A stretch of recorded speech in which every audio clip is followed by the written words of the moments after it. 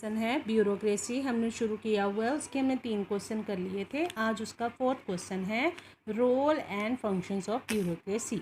नौकरशाही की भूमिका और कार्य लिखें।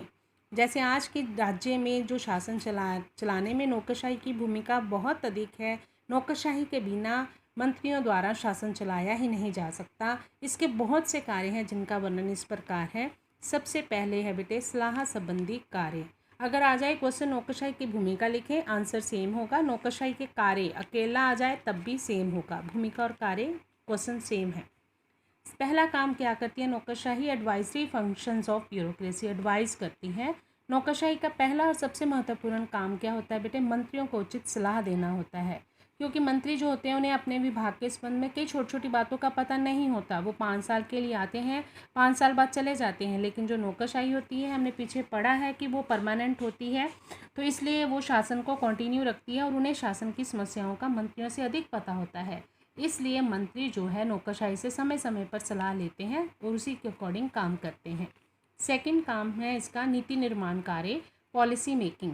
जैसे नीति निर्माण करना जो है काम तो मंत्रियों का है, पर उनके द्वारा नीतियों का निर्माण तभी किया जाता है जब उन्हें उनके संबंध में सही तथ्य और आंकड़े मिलते हैं और ये जानकारी उन्हें नौकरशाही देती है, तभी मंत्री जो होते हैं वो किसी निर्णय पर पहुंच पाते हैं।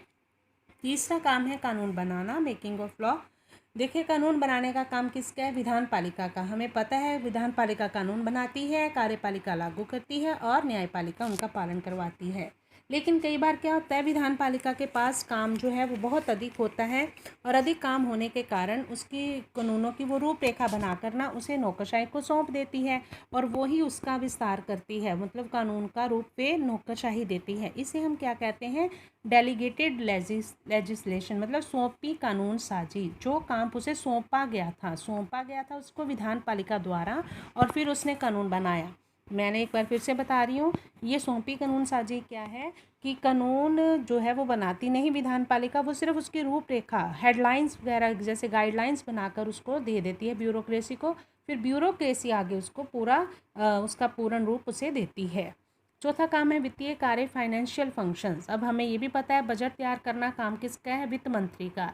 लेकिन उस वित्त मंत्री को अपने खर्चे का अनुमान जो है लगाने के लिए किस पर निर्भर करना पड़ता है? उसे वित्त विभाग पर। तो वित्त विभाग के बाद ही उसके पास जो आता है सारे आंकड़े तथ्य जो भी उसके आते हैं उसके उन्हीं के आधार पर वो बजट बनाता है। उसके बाद बजट बनाने के बाद लोगों से टैक्स लेना, सरकारी खर्चों का हिसाब किताब रखना, ये सारा काम नौकरशाही ही का होता है। एक बार यहाँ पे मैं फिर से क्लियर करूँगी बेटे, नौकरशाही होते हैं वो सरकारी दफ्तर जो पूरे मतलब फैले होते हैं देश में।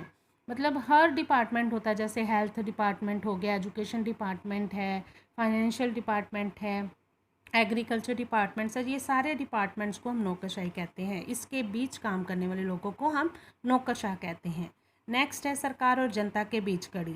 अब देखिए link between people and the government. नौकरशाही जनता के करीब होती है क्योंकि इन दफ्तरों में जाकर अपील करना, एप्लीकेशंस देना लोगों के लिए आसान होता है, इसके बजाय कि मंत्रियों से मिलना।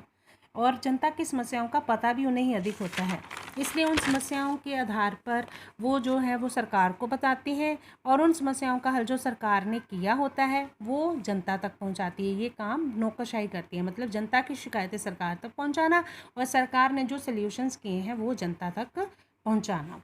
नेक्स्ट है न्यायिक कार्य, जुडिशियल फंक्शन। अब न्यायिक काम तो किसका काम है? न्यायपालिका, लेकिन फिर भी कई न्यायिक कार्य करने पड़ते हैं। जैसे इनकम टैक्स कमिश्नर है, अब हमें पता चले कोई इनकम टैक्स की चोरी कर रहा है तो हम वहाँ पे रिपोर्ट करते हैं, फिर वो ही अपील सुनता है उसके खिलाफ जो पकड़ा जाता है।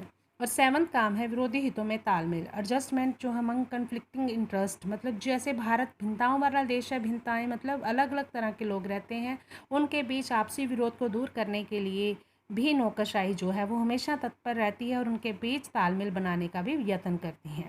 ये सारे काम नौकरशाही के हैं।